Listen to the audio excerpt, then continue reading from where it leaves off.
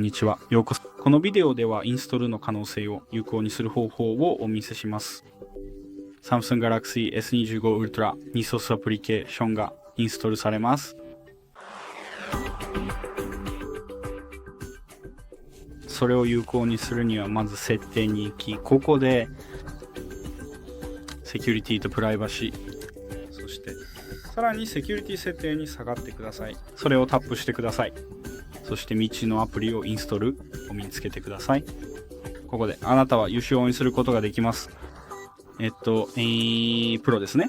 アプリケーションやブラウザから .apk ファイルを携帯電話にインストールして、それらをインストールすることができます。このビデオを楽しんで、いいねを押してチャンネル登録してください。視聴感謝。